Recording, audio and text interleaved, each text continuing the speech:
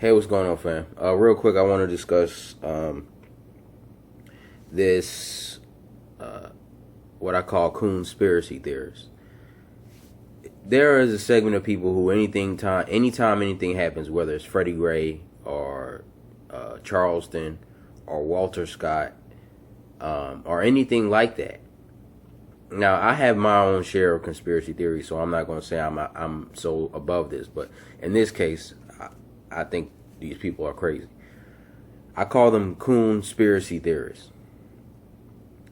And the reason why I call them that is because anytime, like I said, Charleston or Walter Scott or which is both in Charleston too, or Freddie Gray or whatever, or Trayvon Martin happens, there's a group of people who always come up, and it's black people who come up, and some white people, but it's mostly black people I see saying it, that this didn't really happen. It was a staged incident.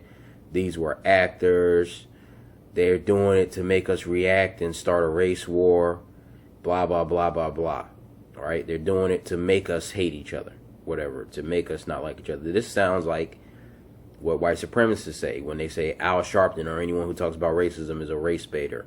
And I saw something written. I have the picture of it. I have the picture of it on a I took a picture of it on my phone, and I'm gonna put it on Facebook. But it's some dude wrote in the bathroom stall, Obama is the most divisive piece of shit. Now let me focus on that. Obama is divisive. Why do they say that? They say Obama divides us, just like when they say liberals divide us by when they do acknowledge racism, white supremacy. Because what they're trying to say is we were getting along just fine until you started bringing up this race talk. They used to say the same thing about Martin Luther King. We were getting along just fine until you started to bring up this integration talk. You're dividing us. You're making it about race when it's separate but equal. I'm sure a slave master would say to an abolitionist, me and my slaves, and some of the slaves, because of this sickness, will agree, me and my slaves were getting along just fine until you came talking this freedom talk. You came talking this freedom talk to divide us.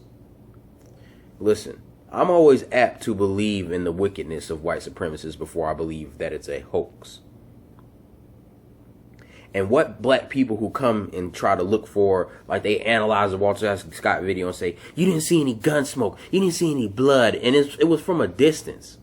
But whatever, I'm not here for it. It's not like they had a high-tech Hollywood camera to see every little thing.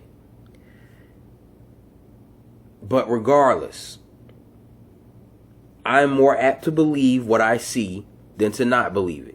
Now, I know that can be dangerous because sometimes people put up illusions, like with the media and the black-on-black crime bullshit. But what I'm saying is that I'm apt to believe the wickedness of white supremacy when we study the history of white supremacy. Saying that Charleston was a hoax is a very convenient escape for white people because they already have been working hard to deny racism. They've been doing this for a long time. So how convenient would it be for the white supremacists if this was a hoax? Now I can go back to avoiding talk about racism. Now we can not have to take down the Confederate flag, all this bullshit. Now, I believe the Confederate flag should stay up, but that's another topic. All I'm saying is that black people in their fear and in their love of white people would rather believe that this is a hoax to divide us than to believe that this is real.